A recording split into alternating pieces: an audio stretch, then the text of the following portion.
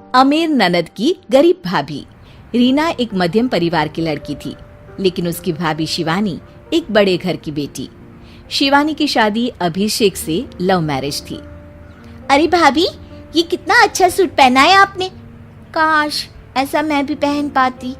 अरे क्यों नहीं रीना, वैसे भी तुम्हारा और मेरा नाप तो एक ही है, जब मन करे पहन लेना।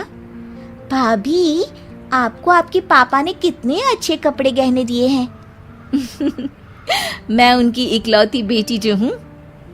बेटी तो मैं भी इकलौती हूँ, लेकिन क्या करे, पापा है नहीं, पता नहीं कैसे होगी मेरी शादी। तभी वहाँ शिवानी की सास आ जाती है। अरे क्यों नहीं करेगा भाई तेरी शादी धूमधाम से, आखिर जिम्मेदारी है तो उसकी। और वो दिन भी आ जाता है जब रीना की शादी तय हो जाती है। अभिषेक, क्या हुआ? आप इतने परेशान तो कभी नहीं दिखे, कोई बात है तो बताइए मुझे। अरे शिवानी, वैसे तो शादी का सारा इंतजाम हो गया है, लेकिन गहनों का रेट तो आसमान छू रहा है। कैसे क्या करूं, कुछ समझ में ही नहीं आ रहा। थोड़ी देर में शिवानी अपने पूरे गहने अभिषेक के सामने रख देती है। ये लीजिए, गहनों का इंतजाम भी हो गया। अरे नहीं नहीं शिवानी, मैं ये गहने किसी हालत में भी नहीं ले सकता। ये तुम्हारे पिता ने तुम्हें दिया था, और तुम हो कि। तभी वहाँ सास आ जाती है। अरे तो क्या हुआ, इसकी तो हो गई ना शादी, अब किसे दिखाने हैं इसने गहने। सास गहनों का डिब्बा शिवानी के हाथ से लेकर वहां से चली जाती है। रीना की शादी धूमधाम से होती है और अब वो बड़े घर की बहू बन जाती है। वहीं रीना की शादी के बाद शिवानी और अभिषेक उसकी शादी के कर्जों से डूब जाते हैं। मैं सोच रही हूँ नौकरी करनी शुरू कर दूं, वैसे भी पढ़ी लिखी हूँ, आपकी थोड़ी मदद भी हो जाएगी। वैसे शिवानी, कुछ दिन कर लो तो अच्छा ही होगा, क्योंकि जरूरत भी है। अब शिवानी भी नौकरी करने लगती है और घर खर्चे में अभिषेक का हाथ बटाती है। एक दिन शिवानी, रीना का फोन आया था, कह रही थी कि आने वाले त्योहार में उसके ससुराल जाना है। ठीक है माँ। अरे ठीक तो है, लेकिन एक काम कर लेना, उसके सास ससुर से लेकर पूरे खानदान के कपड़े मिठाइयाँ सब ले आना, और हो सके तो रीना के लिए छोटे से कान में पहनने के बूंदे भी। और क्या है ना, शादी में उसे सारी बड़ी बड़ी कान की ज्वेलरी दी थी, घर में पहनने के लिए तो उसके पास कुछ भी नहीं है। शिवानी सोच में पड़ जाती है कि वो क्या करे, क्योंकि कर्जों और घर के खर्चों के बाद तो पैसे बचते ही नहीं थे।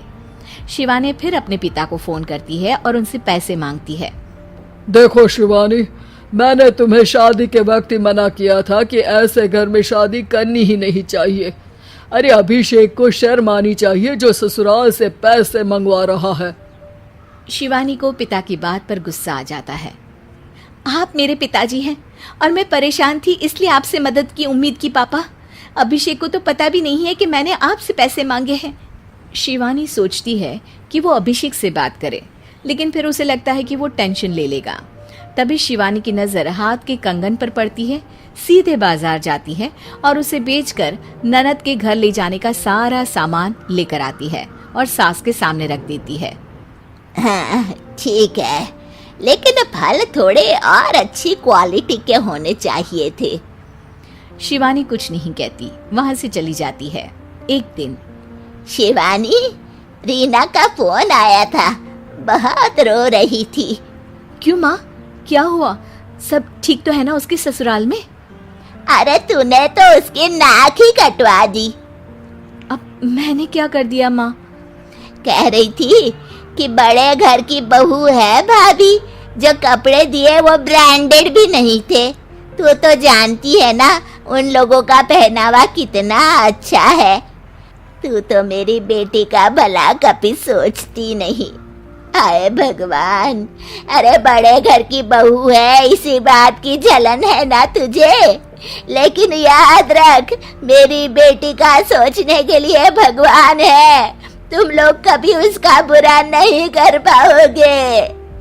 अब शिवानी के मन में सवाल था कि क्या ईश्वर सिर्फ रीना के साथ है, उसके साथ नहीं। लेकिन उसे सुकून था कि वो अभिषेक के साथ उसकी जिम्मेदारियों को निभाने में बराबरी की हकदार है। शिवानी वहां से चली जाती है। वो सास से कुछ नहीं कहती, क्योंकि अमीर घर की बहू बनकर रीना को भले ही सुकून ना हो, लेकिन गरीब घर की बहू बनकर शिवानी खुश है, क्योंकि खुशी पैसों से नहीं परिस्थितियों पर निर्भर करती है।